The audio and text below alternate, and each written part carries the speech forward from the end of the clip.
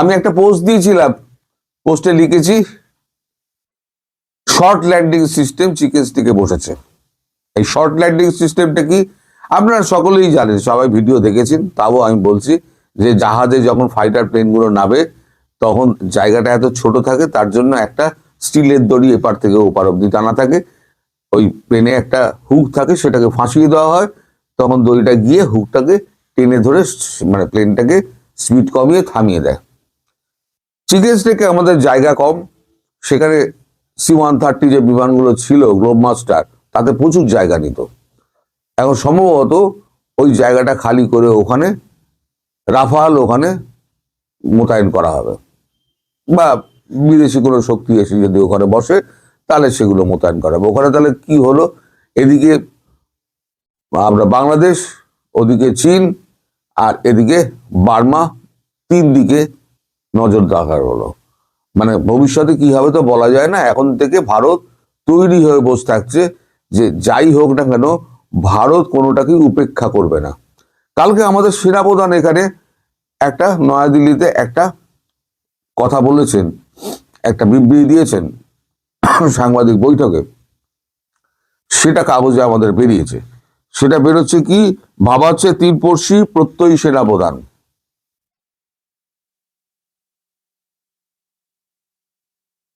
এখন তিনি যা বলেছেন তাতে 3টে দেশের কথা বলেছেন।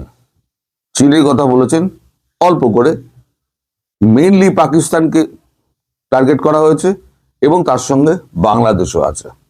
বাংলাদেশের 8 লাইন রয়েছে খবর, কিন্তু এই 8 লাইনের ভেতরে ইন বিটুইন দ্য লাইন অনেক কথা বলা আছে। আমি সেদিকে আসছি। আমি প্রথম থেকে রিপোর্টটা পড়ি, কারণ এখানে চীন, পাকিস্তান, বাংলাদেশ কিভাবে জড়িয়ে আছে সেটা আপনারা বুঝতে পারবেন। লেখা হচ্ছে, 3 প্রান্তে 3 প্রতিবেশীকে নিয়ে ভারত যে খুব কম বেশি উদ্বিগ্ন তা কার্যত আজ বুঝিয়ে দিলেন জেনারেল উপেন্দ্র ত্রিবেদী। উত্তরে লাদাখ আপাতত শান্ত হলো, চীনের তৎপরতা বাড়ছে স্যাক্সকম উপত্যকায়। পশ্চিম সীমান্তের জঙ্গি শিবিরগুলোতে পাকিস্তানের মদত অব্যাহত। পূর্ব সীমান্তের বাংলাদেশ রাজনৈতিক পরিবর্তনের পরে চীন পাকিস্তানের সঙ্গে নতুন অক্ষর গড়ার পথে। মানে চীন নতুন ভাবে বাংলাদেশ এবং পাকিস্তানের সঙ্গে একটা সামন্তরাল সম্পর্ক রেখে যাচ্ছে বলে উনি বলছেন। তবে বাংলাদেশ সেনার সঙ্গে আমাদের নিয়মিত যোগাযোগ আছে। মায়ানমার অসাধ্যের দিকেও ভারত নজর রেখেছে।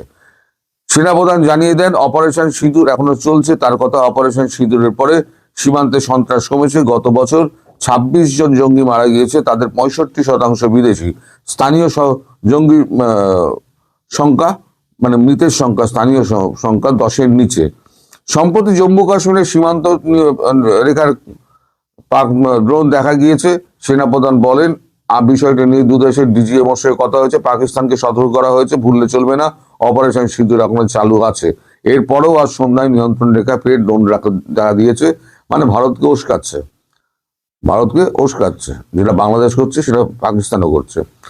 আকাশ যুদ্ধে পাকিস্তান ও চীনের মোকাবিলায় রকেট ক্ষেপণাস্ত্র বাহিনী গড়ার কথা জানিয়েছে সেনাপ্রধান। অপারেশন সিঁদুর প্রসঙ্গে সেনাপ্রধান বলেন, প্রথম 22 মিনিটেই খেলা ঘুরে গিয়েছিল। 7 মে সকালে কাঙ্ক্ষিত লক্ষ্যবস্তুতে অতর্কিত আঘাত হানে ভারতীয় সেনা। পাক প্রতিরক্ষা কার্যত তালগোল পাকিয়ে যায়। 10 মে সকালে সেনার 3 বাহিনীকেই বলা হয়েছিল যুদ্ধ ব্যাপক আকার নিলে যা প্রয়োজনীয় পদক্ষেপ তাই করতে। উপগ্রহ চিত্রে ভারতের 3 বাহিনী পুরোপুরি যুদ্ধে নামার ছবি ফুটে উঠতেই পাকিস্তান সন্ধির প্রস্তাব দেয়। আবার বললেন, পাকিস্তানি সন্ধির প্রস্তাব দিয়েছিল, এই আমেরিকার ডোনাল্ড ট্রাম্পের এর মধ্যে কোনো হাত নেই। জবরদখল করার স্যাক্সম উপত্যকার জমি চীনের 1963 সালে চীনের হাতে তুলে দিয়েছিল পাকিস্তান। সেখানে চীনের সাম্প্রতিক পরিকাঠামো নির্মাণ নিয়ে ইতিমধ্যেই আপত্তি তুলেছে সাউথ ব্লক। আর সেনাপ্রধান বলেন, চীন পাক সীমানা সমঝোতা বেআইনি, স্যাক্সমে কোনো সক্রিয়তা আমরা অনুমোদন করি না। চীনের সাম্প্রতিক যৌথ বিবৃতিও মানি না। তবে গালওয়ান প্রসঙ্গে সেনাপ্রধান বলেন, সেনা কমাতে 2 দেশ আগ্রহী এবং সহমত। দুপক্ষই সীমান্তে শান্তি চায়। আমরা বাহিনীকে এমনভাবে রাখতে চাই তারা নির্দিষ্ট সময় নির্দিষ্ট স্থানে পৌঁছে যাবে। সরি, এবার আসি বাংলাদেশের প্রসঙ্গে। বাংলাদেশ প্রসঙ্গে উনি বলছেন, মোহাম্মদ ইউনূসের জামানায় উদ্বেগ বেড়েছিল বা ভারত বাংলাদেশ সীমান্তে। সেনানায়কের মন্তব্য, আগে দেখতে হবে অন্তর্বর্তী সরকার থাকলে তার মেয়াদ কতদিন, 4-5 বছর নাকি 4-5 মাস, তার ভিত্তিতে সিদ্ধান্ত নিতে হবে। তার দাবি, বাংলাদেশের 3 সেনা প্রধানের সঙ্গেই ভারতীয় সেনার 3 প্রধানের সরাসরি যোগাযোগ রয়েছে। ভারতের প্রতিনিধি দল সে দেশের সংশ্লিষ্ট সব অফিসারের সঙ্গে কথা বলেছেন। সেনাপ্রধান বলেন, আশ্বস্ত করতে চাই বাংলাদেশ কোনোভাবেই ভারতের বিপক্ষে নয়। অর্থাৎ বাংলাদেশ যে ভারতের বিপক্ষে নয়, এখনো পর্যন্ত ভারত সেটাই মেনে চলেছে।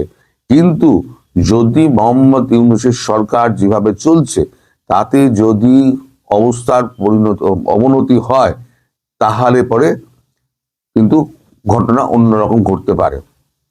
আর যে বলা হচ্ছে না এই 4-5 মাস কিংবা 4-5 বছর, আসলে এই যে অন্তর্বর্তী নির্বাচনের কথা বলা হচ্ছে না, এই অন্তর্বর্তী নির্বাচনে মানে ইনক্লুসিভ নির্বাচনের কথা কিন্তু আমেরিকা এবং ভারত বলে যাচ্ছে, অন্যান্য দেশও বলে যাচ্ছে। এই ইনক্লুসিভ নির্বাচনটা আদৌ হয় কিনা তার উপরে কিন্তু নজর রাখা হচ্ছে। তাই বলা হচ্ছে এখানে, আগে দেখতে হবে অন্তর্বর্তী সরকার থাকলে তার মেয়াদ কতদিন, 4-5 বছর নাকি 4-5 মাস, যার ভিত্তিতে সিদ্ধান্ত নিতে হবে।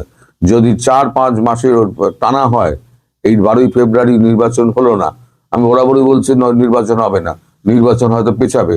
এই 4-5 মাসের মধ্যে ইনক্লুসিভ নির্বাচন যদি না হয় তাহলে পরে কিন্তু ঘটনা ঘটতে পারে, এবং যে কোনো ঘটনা ঘটতে পারে। এবং চাল ডালের ব্যাপারে একটা কথা হয়েছে, সেটা হয়তো কালকে কাগজে হয়তো বেরোবে, আমি তখন আপনাদের বলবো। পণ্য সরবরাহ নিয়ে একটা কথা হয়েছে, সেটা আমাদের এখনো বেরোয়নি, ফলে আমি এখনো বলছি না ওটা। কিন্তু মোটামুটি একটা সিদ্ধান্ত হয়ে গেছে যে পণ্য সরবরাহ খুব শিগগির বন্ধ হয়ে যাবে। এখন আপনারা নিজেরাই ভাবুন যে পণ্য সরবরাহ যদি বন্ধ হয়ে যায় আর যদি দেশের অবস্থা এই হাল হয়, তাহলে আপনারা মানে যেটা ভাবছেন যে ভারত বিরোধিতার কথা, সেই ভারত বিরোধিতা করে আপনারা কতটা লাভবান হবেন, এবার আপনারা নিজেরা ভাবুন। একটা হচ্ছে মার খাবেন, দ্বিতীয় হচ্ছে পেটেও লাত পড়বে। কোন দিকে যাবেন সেটা আপনাদের ব্যাপার। আজকে যারা জেহাদ জেহাদ করে বেড়াচ্ছে, সমস্ত ইউনিভার্সিটিগুলো সব জেহাদিতে ভরে গেছে। ঢাকা ইউনিভার্সিটির মতো একটা মানে ইউনিভার্সিটি, যেটা সারা বিশ্বে একটা স্থায়ী নাম করে দিয়েছিল, সেখানে এখন জেহাদের স্লোগান উঠছে। সেখানে প্রধানমন্ত্রী নরেন্দ্র মোদী, ইসরায়েলের প্রধানমন্ত্রী নেতানিয়াহু, তাদের সকলের পা দিয়ে ছবি মারানো হয়, জাতীয় পতাকা ওখানে বদলিত করা হয়, অথচ বাংলাদেশের জাতীয় পতাকা আমরা কখনো অপমান করি না, সেটা আমাদের ধর্মে নেই। হ্যাঁ, বিক্ষোভের মাঝে 2-1টা এরকম উত্তেজিত ঘটনা ঘটলে পরে তারা এগুলো করে, তবে তাই নিয়ে কিন্তু ভারতবর্ষ কিন্তু মানে পুলিশ কিন্তু ব্যবস্থা নেয়। যারা এই পতাকা জ্বালায় তারা কিন্তু ভারতের পুলিশের হাতে, পশ্চিমবঙ্গের পুলিশের হাতে বা দিল্লির পুলিশের হাতে তারা কিন্তু অ্যারেস্ট হয়, এবং তাদের কিন্তু উপযুক্ত শাস্তিও হয়। সেটা 3 মাসের জেল হলো, কারোর পতাকা যদি তুমি জ্বালাও তাহলে দেশটাকে জ্বালানো হবে বলে এটা ধরে নেওয়া হয়, মানে আইনে ধরে নেওয়া হয়। আইনের 574 ধারা অনুযায়ী, আইপিসি 574 ধারা অনুযায়ী এটাকে ধরে নেওয়া হয়, কোনো দেশের পতাকা যদি জ্বালানো হয় সেই দেশকে জ্বালানো হয়েছে বলে ধরে নেওয়া হয়। যেমন আপনাদের কোনো বাংলাদেশি যে আমাদের ভারতের যে দূতাবাস রয়েছে, সেই দূতাবাসের যে জমিটা আছে সেই জমিটা কিন্তু হচ্ছে ভারতের জমি, অলিখিতভাবে ভারতের জমি। ঠিক তেমনি ভারতে বাংলাদেশের যে দূতাবাস রয়েছে সেই দূতাবাসে কিন্তু জমিটা হচ্ছে বাংলাদেশের জমি, কিনা না হলো বাংলাদেশের জমি, তার সুরক্ষার দায়িত্ব সমস্ত কিছু হচ্ছে ভারতবর্ষের। যেমন বাংলাদেশের সুরক্ষার দায়িত্ব বাংলাদেশ সরকারের, প্রণয় ভার্মার বাড়িতে বা অফিসে, যাই বলুন না কেন। তবে বাংলাদেশ সম্পর্কে আমাদের সেনাপ্রধান উপেন্দ্র ত্রিবেদী যা পরিষ্কার বলে দিয়েছেন, যদি এটা 4-5 বছর দীর্ঘায়িত করার চেষ্টা করা হয় তাহলে পরে সেটা হবে না। যোগাযোগ রাখা হচ্ছে মানে কি, নিরন্তর কথাবার্তা বলা হচ্ছে, সাবধান করা হচ্ছে, যোগ্য মানে কি বলে জবাব দেওয়ার কথা হচ্ছে, সমস্ত কথাই হচ্ছে। কিন্তু ভারতবর্ষে রেডি হয়ে বসে রয়েছে আর ওখানে রাফাল গিয়ে নামবে বলে তার জন্য চিকেন স্নেকে আপনার ওইখানে শর্ট ল্যান্ডিং সিস্টেম করা হয়েছে, যেখানে 12টা 14টা বিমানও ওখানে থেকে যাবে, কোনো অসুবিধা নেই। এপার ওপার উড়ে গিয়ে তারা সমস্ত যা যা কাজ করার তারা সমস্ত করে নেবে। ফলে আপনাদের স্বপ্ন পূরণ হতে চলেছে। যুদ্ধ যুদ্ধ যুদ্ধ চাই, যুদ্ধ চাই, খুব সন্নিকটে এসে পৌঁছেছে। আপনারা সেই যুদ্ধের জন্য প্রস্তুত থাকুন। সবাই ভালো থাকবেন, সুস্থ